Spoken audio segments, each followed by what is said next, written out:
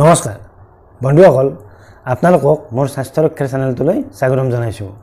আজিৰ ভিডিঅ'টিত কথা পাতিম নখচুকীয়া ঘৰুৱা উপায়েৰে কিদৰে ঠিক কৰিব পাৰি। বহুতো মানুহে এই নখচুকীয়াৰ সমস্যাত ভুগি থকা দেখা যায়।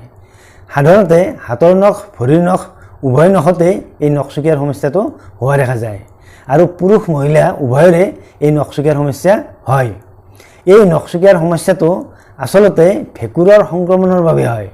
যিসকল লোকে বেছিভাগ সময় মাটিৰ কাম কৰি থাকে তেওঁলোকৰ এই নখচুকীয়াৰ সমস্যাটো হোৱা দেখা যায় আৰু নখৰ ভিতৰত যদি কেতিয়াবা মাটি সোমাই যায় সেই অজুহাততো আচলতে নখচুকীয়া বেমাৰটো হোৱা দেখা যায়। আৰু মহিলাৰ ক্ষেত্ৰত যিসকল মহিলাই বেছিভাগ সময়ত ডিটাৰজেণ্ট পাউডাৰ ব্যৱহাৰ কৰি বাচন ধুৱে তেওঁলোকৰ ক্ষেত্ৰতো এই নখচুকীয়া বেমাৰটো হোৱা দেখা যায়। মেডিকেলৰ ভাষাত এই নখচুকীয়া বেমাৰটোক অনিকোমাইকোচিছ বুলি কোৱা হয়। এই অনিকোমাইকোচিছ প্ৰথমতে অলপ সাধাৰণভাৱে আৰম্ভ কৰে, অৰ্থাৎ যেতিয়া এই ভেঁকুৰৰ সংক্ৰমণটো আৰম্ভ হয় তেতিয়া আৰম্ভ হোৱা নখটোত এটা ক'লা দাগ বা হালধীয়া দাগ পৰে। তাৰপিছত লাহে লাহে বেমাৰটো বাঢ়ি যায় আৰু বাঢ়ি যায় মানে আচলতে দীৰ্ঘদিনৰ বাবে বেমাৰটো থাকি যায়। কিয়নো এই প্ৰথমতে যেতিয়া এই নখচুকীয়া বেমাৰটো আৰম্ভ হয় তেতিয়া বিশেষ যন্ত্ৰণা নাথাকে। বিশেষ যন্ত্ৰণা নাথাকাৰ ফলত মানুহে চিকিৎসাৰ প্ৰতি গুৰুত্ব নিদিয়ে, যাৰ বাবে বেমাৰটো বেছি হ'বলৈ আৰম্ভ কৰে। এই বেমাৰটো হ'লে যদিও বৰ বেছি যন্ত্ৰণা নাপায় প্ৰথম অৱস্থাত, পিছলৈ কিন্তু বিভিন্ন ধৰণৰ ইনফেকশ্যন আৰম্ভ হয়। তেতিয়া নখটোৰ যিটো নখত নখচুকীয়া হয় সেই নখটোৰ চাৰিওকাষে ছালত বা মাংসত ইনফেকশ্যন হয়, হৈ পুজ জমা হয় বা নখৰ আগৰ দুটা কোণা মাংসত সোমাই যায় আৰু তেনেদৰে অতি যন্ত্ৰণাকাতৰ হৈ পৰে। সেইবাবে নখ কেতিয়াও জোঙা কৰি কাটিব নালাগে আৰু বেছি চুটি কৰি কাটিব নালাগে। নখ সদায় জোখত কাটিব লাগে, তেতিয়াহে নখচুকীয়া হোৱাৰ চান্সটো নাথাকে। অৰ্থাৎ সেই নখৰ ভিতৰত মাটি বা ধূলি বা ঠিক ডিটাৰজেণ্ট পাউডাৰ সোমাবলৈ চান্স নাপায়। আৰু যিসকলে বেছিভাগ সময়তে জোতা মোজা পিন্ধি থাকে তেওঁলোকৰো এই নখচুকীয়া হোৱাৰ সম্ভাৱনাটো বেছি।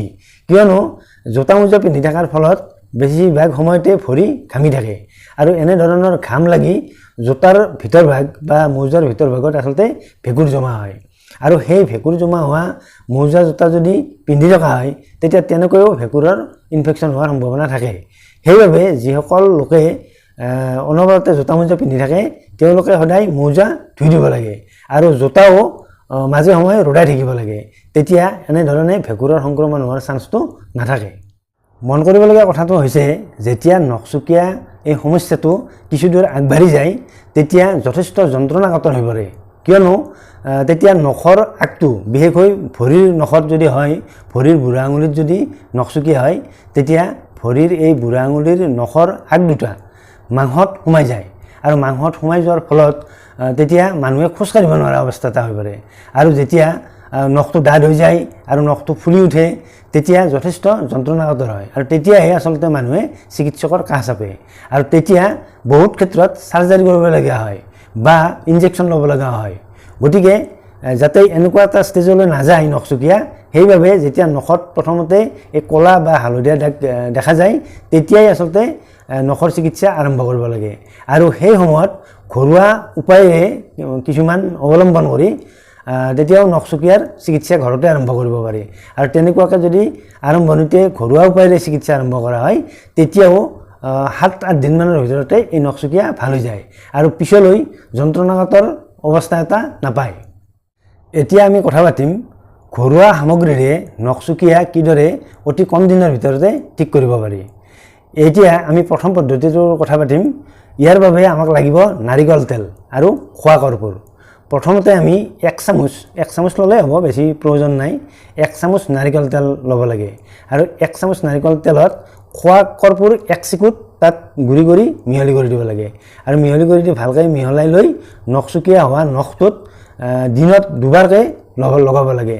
আৰু এনেদৰে দিনটোত যদি দুবাৰকৈ লগোৱা হয় এই খোৱা কৰ্পূৰ আৰু নাৰিকল তেল মিহলি কৰা এই বস্তুটো, তেতিয়া 8-10 দিনৰ ভিতৰতে নখচুকীয়া ভাল হৈ যায়। তাৰপিছত আন এক ঘৰুৱা উপায় হৈছে ইয়াৰ বাবে প্ৰথমতে আমি তুলসীৰ পাত 8 বা 10 খিলা ল'ব লাগে আৰু হালধিৰ সৰু টুকুৰা এটা ল'ব লাগে, কেঁচা হালধিৰ। প্ৰথমতে তুলসীৰ পাতকেইটা ছিঙি আনি ভালদৰে ধুই ল'ব লাগে আৰু কেঁচা হালধিৰ টুকুৰাটো বাকলি গুচাই ভালদৰে ধুই লৈ তুলসী আৰু হালধিৰ এই দুয়োটা বস্তু ভালদৰে মিহলি কৰি থেতালাই মিহি কৰি ল'ব লাগে, এটা লেৰ নিচিনা তৈয়াৰ কৰি ল'ব লাগে। তাৰপিছত সেই তুলসীৰ পাত আৰু হালধিৰ লেটোত এল'ভেৰা জেল কেইটোপালমান দি ভালদৰে মিহলাই ল'ব লাগে। তাৰপিছত এই তিনিটা বস্তু মিহলি কৰা সেই বস্তুখিনি অৰ্থাৎ লেইখিনি নখচুকীয়া হোৱা নখত দিনটোত দুবাৰকৈ লগাব লাগে আৰু এনেদৰে 8 দিন লগালেই নখচুকীয়া 8-10 দিনৰ ভিতৰতে সম্পূৰ্ণ ভাল হৈ যায়। বন্ধুসকল, ঘৰুৱা উপায়েৰে নখচুকীয়া কিদৰে ঠিক কৰিব পাৰি সেই বিষয়ে দুটা উপায়ৰ কথা শুনিলে। আপোনালোকে নিশ্চয় এই উপায় দুটা ব্যৱহাৰ কৰি সুফল পায় নে নাপায় মোক কমেণ্ট ছেকশ্যনত কমেণ্ট কৰি জনাব বুলি আশা কৰিলোঁ।